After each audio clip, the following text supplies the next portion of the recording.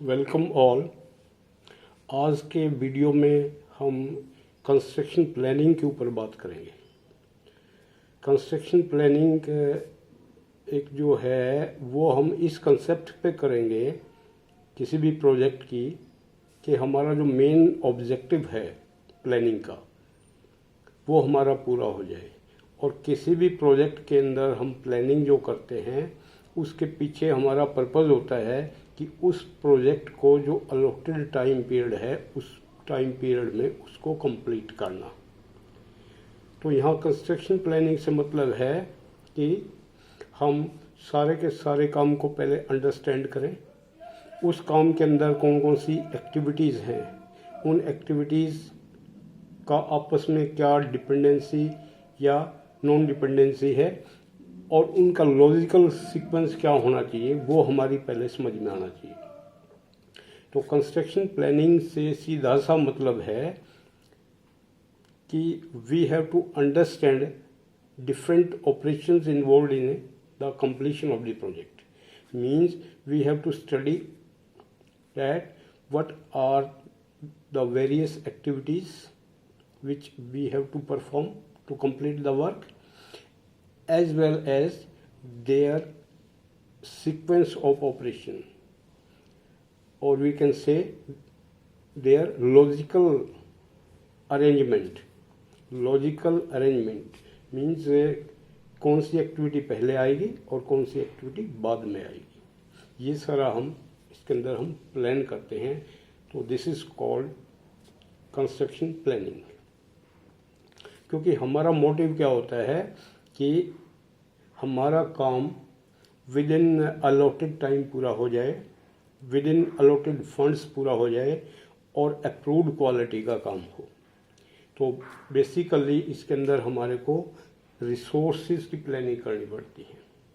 जैसे कि हम इसके अंदर जो भी हमारा मटेरियल्स हैं, मटेरियल्स की डिलीवरी, मटेरियल्स की डेट्स, किन डेट्स में आपको साइट पे मटेरियल चाहिए, वो डेट्स वगैरह और वो टाइम हम इसके अंदर फिक्स कर सकते हैं। दूसरा इसके अंदर हम we can fix the type, quantity and time for various machines and equipments required at site. Third resource की हम बात करें तो we can make arrangements for the type of labour, whether we want skilled labour और unskilled labor, and the time or dates when these are required at site. तो उनकी arrangement हम कर सकते हैं। इसके अलावा we can arrange for the funds. किसी भी काम को करने के लिए जो फंड्स की रिक्वायरमेंट है that can be arranged. Extent of funds we can determine that how much funds will be required. तो उन सब की हम प्लानिंग कर सकते हैं और completion time of the project हम फिक्स कर सकते हैं प्लानिंग करके। इसके बाद आ जाएगा इम्पोर्टेंस ऑफ प्लानिंग या एडवांटेजेस ऑफ प्लानिंग। तो किसी भी प्रोजेक्ट की जब हम प्लानिंग करते हैं तो प्लानिंग करने से हमारे को कौन कौन से फ़ायदे होते हैं। वन इज़ कि सबसे पहले प्लानिंग करने से हम क्या देख सकते हैं कि हम कम से कम कितने बजट में काम को पूरा कर सकते हैं।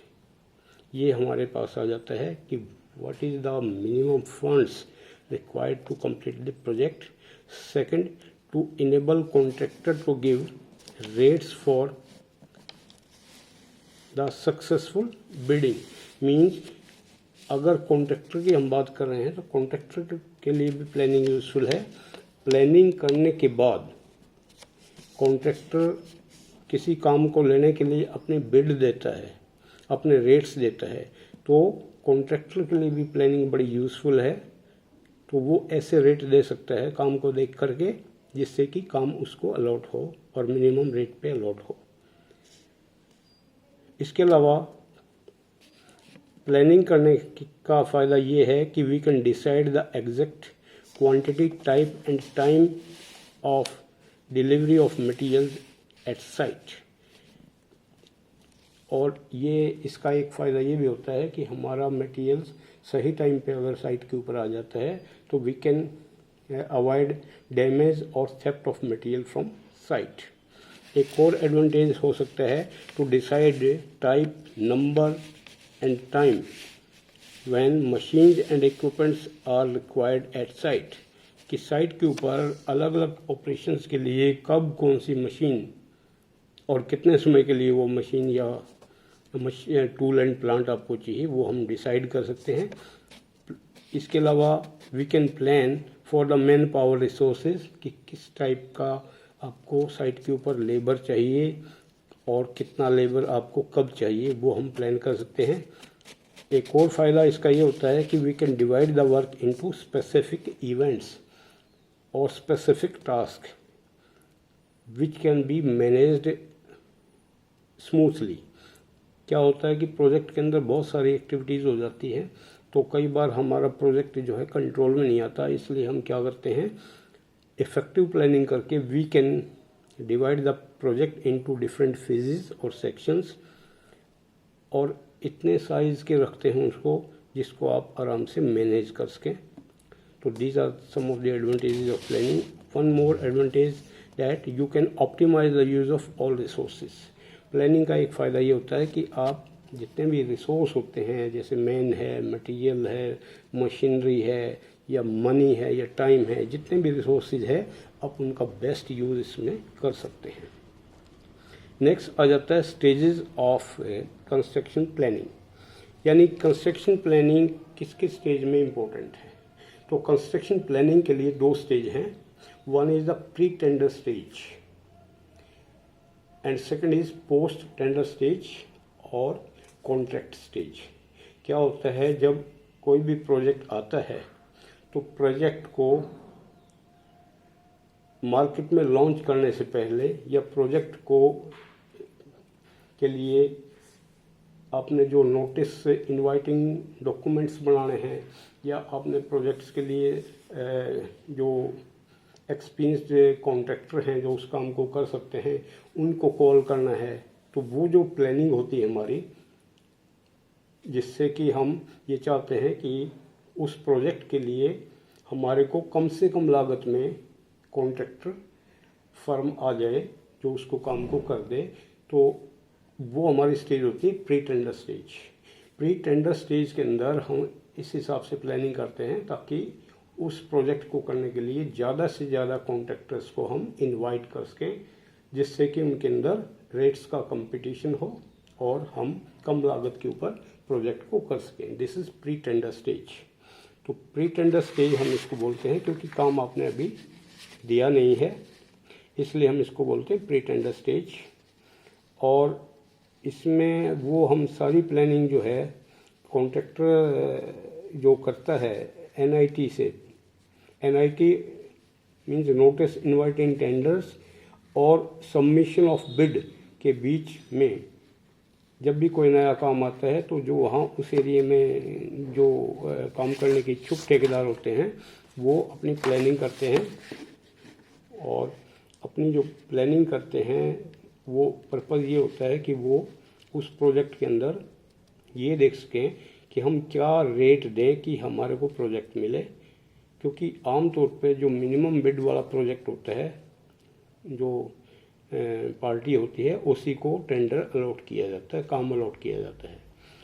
तो प्री टेंडर प्लानिंग का कॉन्ट्रैक्टर को ये फ़ायदा होता है कि वो अपने सूटेबल रेट्स वगैरह डिसाइड कर सकता है काम को देखते हुए, काम की क्वांटिटी को देखते हुए, जिससे कि उसको काम मिलने के चांसेस ज़्यादा हो जाएं। तो अब प्री टेंडर प्लानिंग और पोस्ट टेंडर प्लानिंग में क्या क्या हम कार्रवाई करते हैं वो हम डिटेल में स्टडी करेंगे। तो सबसे पहले मैं बात करूँगा प्री टेंडर प्लानिंग की। अब प्री टेंडर जो प्लानिंग है, मैंने अभी आपको बताया कि प्री टेंडर प्लानिंग जो होती है वो बहुत ही एक इम्पोर्टेंट प्लानिंग की जाती है कॉन्ट्रैक्टर के द्वारा।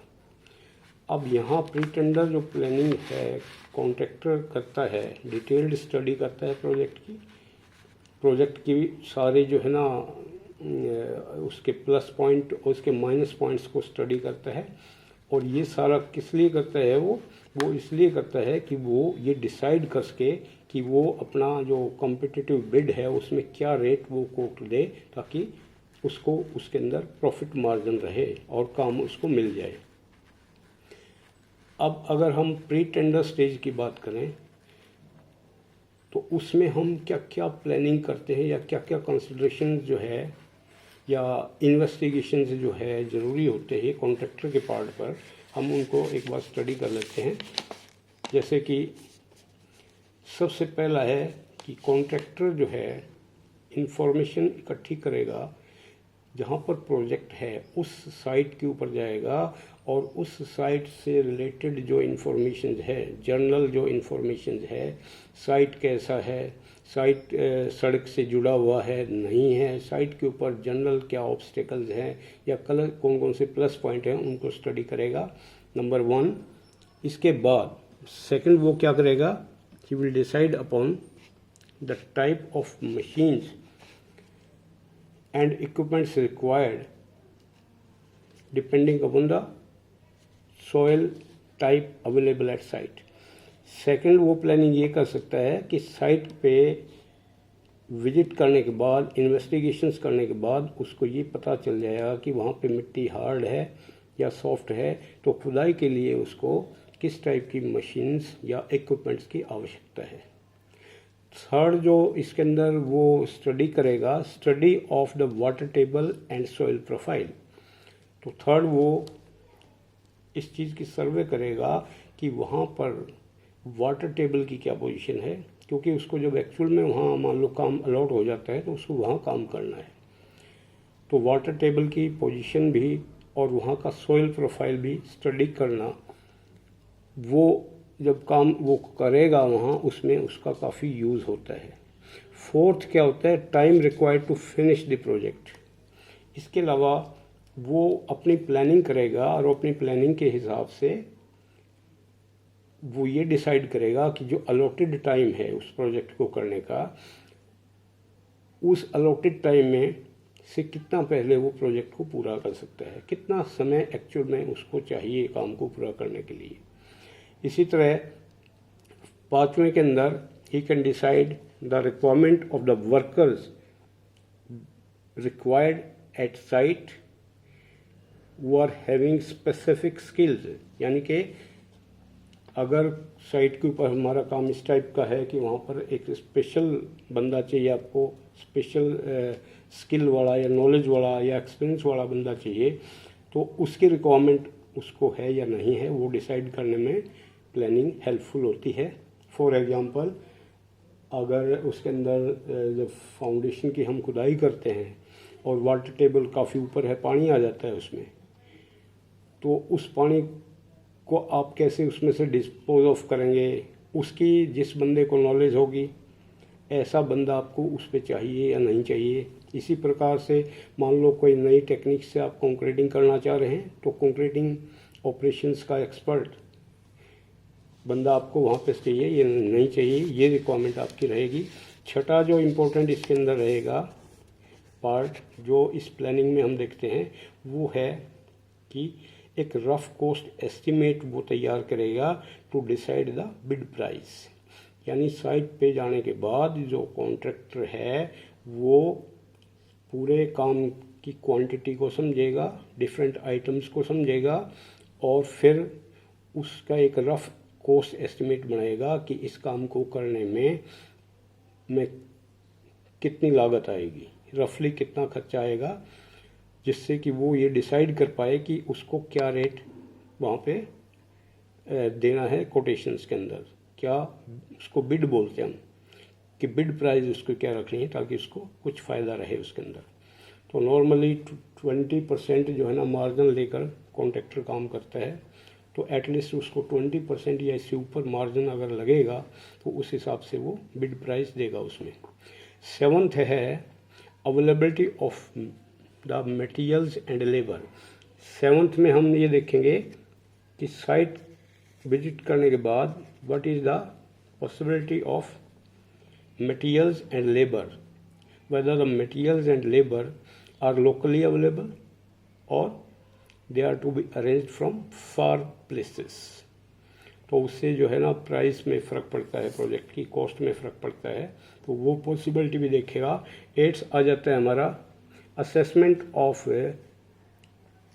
the likely problems, जब हम उनकी असेसमेंट करेगा, जब एक्चुअल में काम वहाँ पर स्टार्ट होगा तो वहाँ पर काम करने में कौन कौन सी लोकल प्रॉब्लम्स वहाँ आ सकती है वो पॉसिबिलिटी देखेगा। और 9th जो हमारा इसमें प्लानिंग हो सकती है वो कोई और उसके अंदर अगर आपको लगता है कि कोई और फैसिलिटीज़ साइट पे अवेलेबल है या नहीं है, जैसे कि पार्किंग फैसिलिटीज़ ये साइट पे है या नहीं, जैसे कि वहाँ drinking water facilities, underground water पीने लायक है या नहीं है, इस टाइप की फैसिलिटीज़ की भी वो स्टडी करेगा, क्योंकि ये सारी चीज़ें उसकी ओवरऑल जो प्रोजेक्ट की कॉस्ट है उसको प्रभावित करती हैं। तो this is what we do pre tender stage planning by contractor. Second stage आ जाती है हमारी कॉन्ट्रैक्ट स्टेज। तो कॉन्ट्रैक्ट स्टेज क्या होती है, अब अलग अलग कॉन्ट्रैक्टर फर्म्स ने अपने बिड जमा कर दिए, सबमिट कर दिए। सबमिट करने के बाद जो इंजीनियर्स की टीम होती है वो कॉन्ट्रैक्टर्स की प्रेजेंस में सारी की सारी बिड जो है वो सील्ड एनवेलप में होती है, उनको खोला जाता है और फिर उसमें ये देखा जाता है कि लोवेस्ट रेट किस कॉन्ट्रैक्टर ने दिए हैं, उस आधार पर उस कॉन्ट्रैक्टर को आगे काम दे दिया जाता है।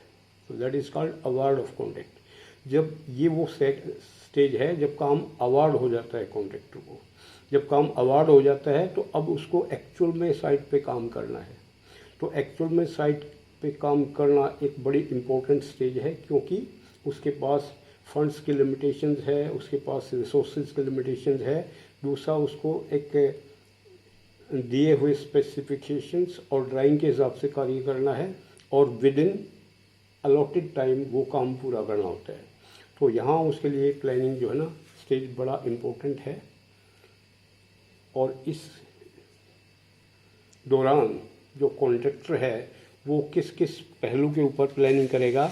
वन इज़, पहले ये देखेगा कि पूरे के पूरे काम को वो किस तरह से डिवाइड करे अलग अलग फेजेस में, division of the work into different phases और सेक्शंस और सब हेड्स, और ईच फेज या ईच सेक्शन को या ईच पार्ट ऑफ वर्क को आगे फर्दर डिवाइड कर देगा वो इनटू डिफरेंट एक्टिविटीज़ और सब स्टेजेस टू ईच कंस्ट्रक्शन।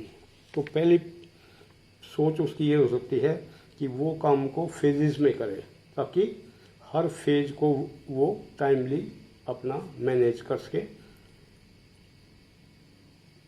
और स्मूथली काम को कर सके।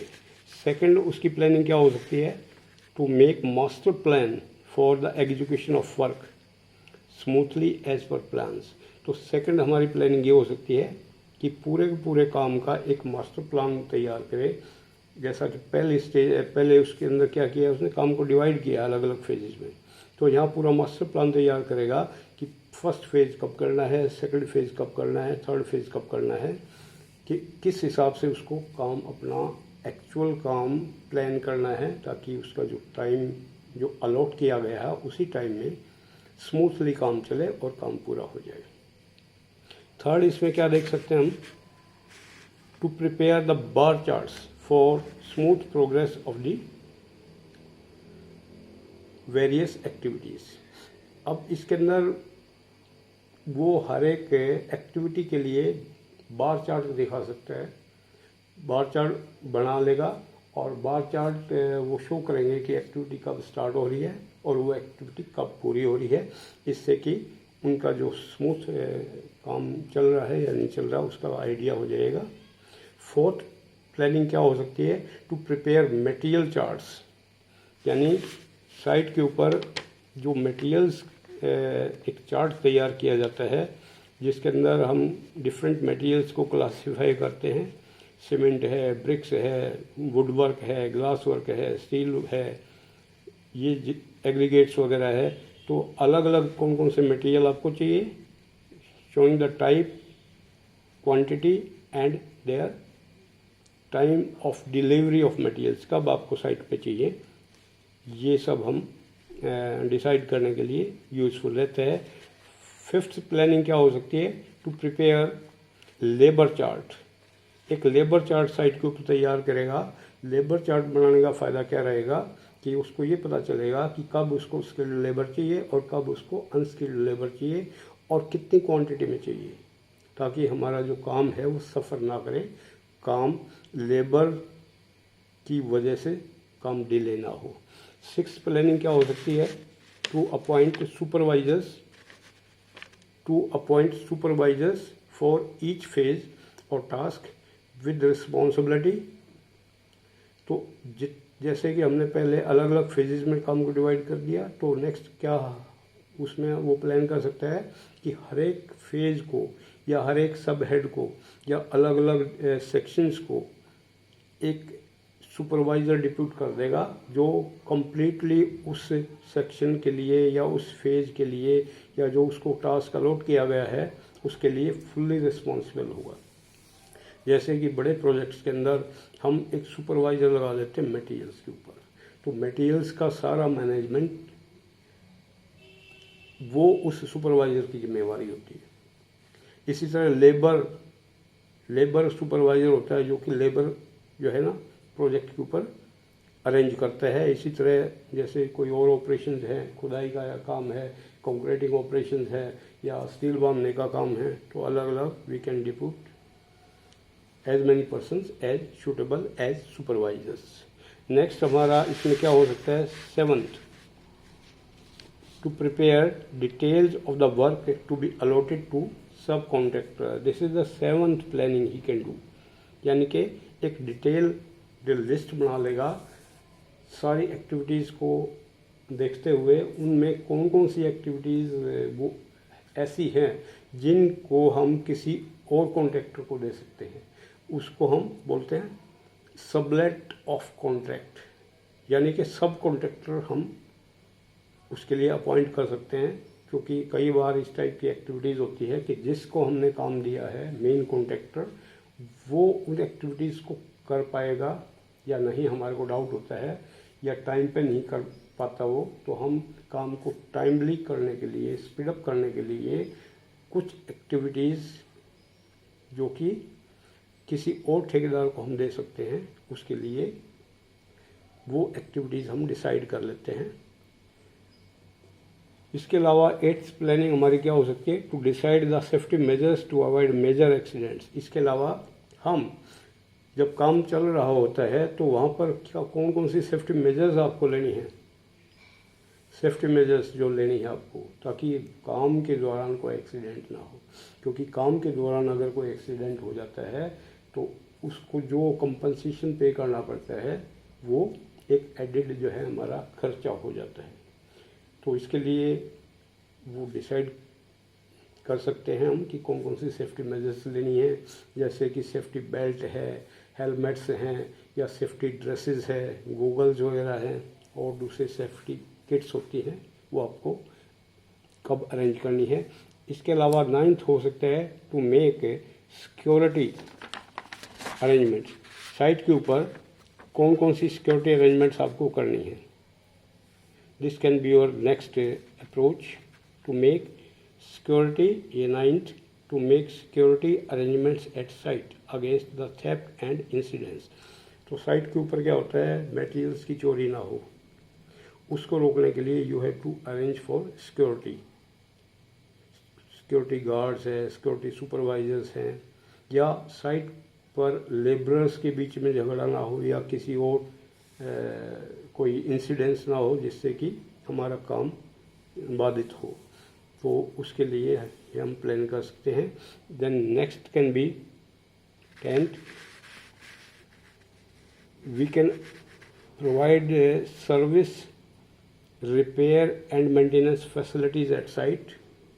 साइट के ऊपर we can provide service repair and maintenance facility of the various plants and machineries, so that कि किसी प्लांट या मशीनरी के वर्किंग हालत में ना होने की वजह से या ख़राब हो जाने की कंडीशन में हमारा काम सफ़र ना करे।